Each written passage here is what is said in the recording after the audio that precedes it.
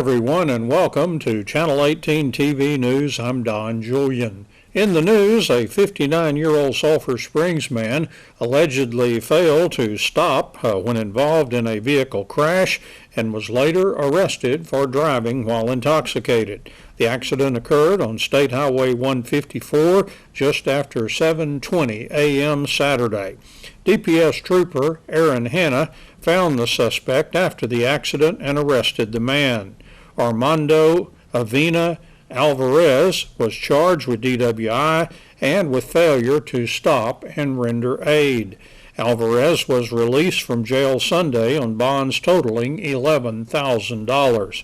The arrest reportedly marked at least the third time the man had been arrested for DWI. A Sulphur Springs couple, later arrested for DWI, reportedly crashed their vehicles into each other Sunday night. There were no injuries reported in that crash at mile marker 131 on the North I-30 service road just before 11:30 p.m. Sunday. DPS trooper determined that both the 39-year-old man and the 35-year-old woman had been drinking and both failed breathalyzer test. The man also had a previous DWI arrest. In sports, the Wildcats varsity and JV football teams are at their first practice of the season Monday evening at the multipurpose building. After several meetings, the team hit the field at around 6 p.m. on Monday. Practice expected to go until around 9 p.m. Wildcats started a week later than some because they had spring football practice. And because of spring ball, they lost not only a week of practice, but also one scrimmage. The Wildcats' lone scrimmage now will take place Thursday, August 22nd at Liberty Ilo in Texarkana. The Leopards are coached by Clint King, son of former Wildcats head football coach Chuck King. Wildcats expected to go several days without pads before putting on pads and getting in some contact. Wildcats were 6-4 last football season, including a by-district loss to Frisco. They were 5-3 in district play and finished as the district's number 3 seed. Wildcats returned 19 lettermen this season, including 4 offensive and 4 defensive starters. The Wildcats lost 35 seniors off last year's team. The Lady Cats volleyball team earned their way into the championship game in the challenger bracket of the Garland ISD volleyball tournament Saturday before dropping that last game at Saxe High School. The challenger bracket featured third and fourth place teams in pool play on Friday. The Lady Cats, who left Sulphur Springs at around 6 a.m. for an 8 a.m. game on Saturday morning, did not seem to have much left in the tank by Saturday afternoon as they lost the championship game to Carrollton Ranchview 2-0. Score was 12-25 and 18-25. In contrast to that final game loss, the Lady Cats played 3 strong Saturday preliminary matches, taking 2-0 wins over 3 opponents. The Lady Cats defeated Richardson Berkner 25-17 and 25-18 at Rowlett High School, and then down Carrollton Newman Smith 26-24 and 25-14, and topped Denton Braeswell 25-21 and 25-23, both of those last 2 matches at Saxe High School. The Lady Cats got solid serving from Kate Womack. Setter Peyton Hammock delivered quality assist. Net players Sadie Washburn and Brooklyn Burnside had exceptionally good games. Erica Van Bentham and Sydney Washburn also had some good moments at the net. The Lady Cats also got lots of energy from their libero, Chelly Moya. The Lady Cats season record is now 6-3. The Lady Cats will be traveling to McKinney North Tuesday evening for a 6 p.m. match. And that's Channel 18 TV News. I'm Don Julian. Thank you for joining me, and so long, everybody. Well, hello, Leslie. Good morning. You're in your new facility. We are in the new facility. It's not quite finished yet, and we're not quite done moving in yet, but we are physically here as of today. Okay, we're at the front door. Yes? Show me around. Okay, I sure will. Okay, so you're looking at this front door. This is not our front door. It will be installed this week. We've had a little trouble getting it here, so it's almost here. It may actually be here. We've got to get it installed. And then our brand new awning will go up next week. And then at that point, we'll kind of be done with the renovation. So this is the entryway.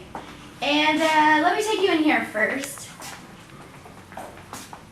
This is a small conference room that we are opening up for if chamber members need to meet with just a few people, maybe 3 or 4. We'll have a little furniture in here, and it just gives them the opportunity to meet if they need to.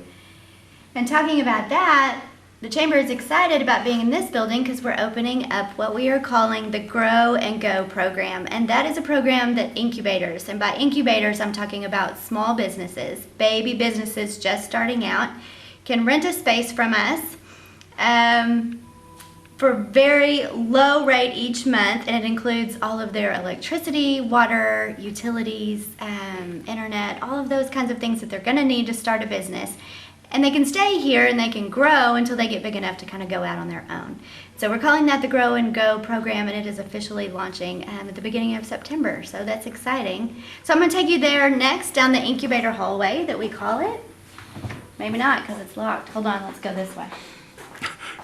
So there's more than one way to get there. That's right. Well, take a look at this. This is our brand new lobby. And so we're bragging on our view a little bit because we think it's absolutely fantastic.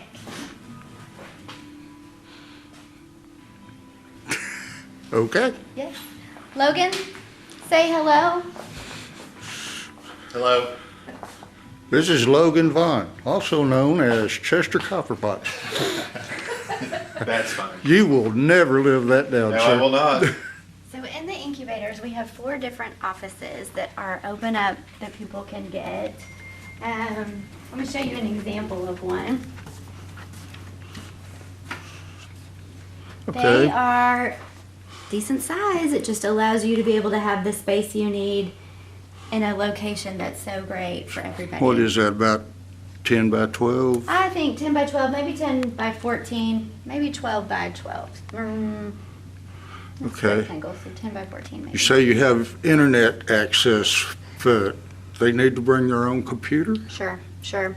We're also not providing phone for them. Everybody's kind of working off their cell phones at this point, so we're not providing dropped lines for them. Also, they will be getting post office boxes for their own mail. So, here's another one.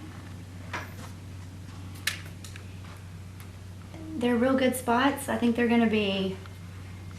We're super excited about this program. I think it's going to be a wonderful thing. The back two... So you don't want to see this because this is when it gets really bad. This is our storage. Don't say. This is our storage. Don't tell me. Yes. Oh, don't show this. Don't show this. This is our storage that we have not had the chance to get organized yet. We've just gotten it over here. So we're excited as the chamber about having this. This back here is our kitchenette that we've never had before at the chamber. And in fact, we have a sink where we can have water that doesn't come from the bathroom, and that's exciting. We've never had that before. So we got a microwave and a stove where we can just cook up a few things if we need them here and there, and then a sink, little kitchenette. We drink a lot of coffee around here, so and then we have 2 restrooms that are going to be for the building. We're not going to let people come outside to use them, but anyway. Then we have one more room. Come on, let me show you. This is our conference room. Oh my goodness. So we are able to house a lot of people in here. We're going to be able to do small lunch and learns in here. And then also we will have the availability to host our ambassador and board meetings in here. And part of the benefits of being a chamber member is that you're able to use our conference room free of charge as long as the schedule allows. And so people will be able to use that too. Well, this is huge. It's huge. This is bigger than your whole building was on Conway Street. I think it may be just this one room. We feel that way about the lobby, that we could have put all of us in there. You know, this new building has just given us the opportunity to spread out a little bit. We're going to be able to offer so many more things because of it. So it's an exciting time for the chamber. So the last thing is my office, which also is as big as the last chamber.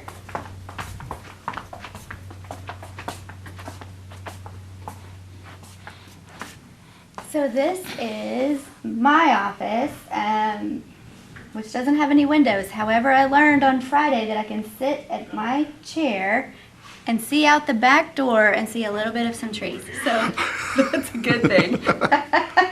So that's a good thing. Anyway, okay, that's the grand tour. What do you think?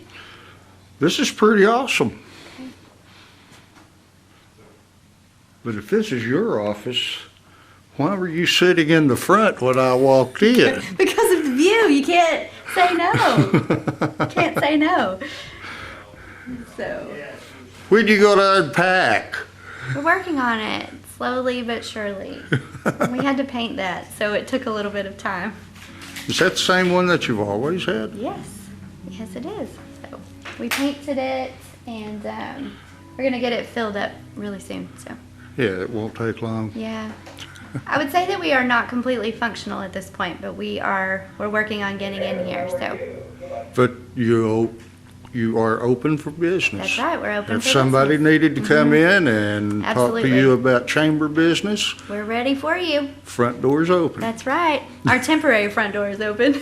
All right, Leslie, where'd you get that picture? So, a lot of the photographs coming out of our membership directory come from our photography contest that we hold every year. And this is actually the 4th annual one. It started August 1st. It's going to go through August 31st. And so what that means is if you have taken a picture here in Hopkins County, it has to be taken in Hopkins County and it has to be less than 3 years old. And if you've taken one of those, you felt like it was a really good picture, there are several different categories that you can enter. And so you'll just email that over to me. We have information on our website about it at hopkinschamber.com. And you just kind of enter that in. It's all a digital submission. And then we have our judges go through in the 7 different categories and we judge those, and then we have winners every year. And listen, they're always fantastic. And what do you do with all those pictures? So you'll see them on the website. You'll see them inside the membership directory. You will see them just in a bunch of different places. At one point, I had Yellow Book contact me and the phone book and say, can you send me over some pictures from your photography contest? We'd like to send them through to be judged in our thing. And so Kim Beck, one of our, actually chairman of our board right now, I entered one of hers and it won, and so it's on the front of the Yellow Book phone book right now. So our photo contest kind of generates a lot of buzz, and it gets the pictures out there all about Hopkins County. It's the beauty of Hopkins County, and people are really good at taking beautiful photos. We do have talented people in this county. We do have talent. And you're going to utilize some of the space for them. So that's right. Everywhere that you kind of see a blank white wall, we kind of went with a really light color palette on the walls so that we're going to feature local artists on our walls. And they're going to kind of be rotating exhibits. We won't keep them here forever and ever, but we're going to get some art in here, hang those up, and then you'll kind of see them rotate. You know, I don't know how often we'll do that. It depends on kind of what we get in here, but that way our walls will be decorated with flair from Hopkins County. How do people get in touch with you? So the If very they want to best, hang their art in here? if they want to be featured in here, the very best thing to do is probably send me an email, which is Leslie, Lezley, at hopkinschamber.org, or just give us a call up here at the chamber, 885-6515. And they can talk to me and they can talk to Logan about that. And so anyway, we'd love to hear from them if they are interested. Thank you. Thank you.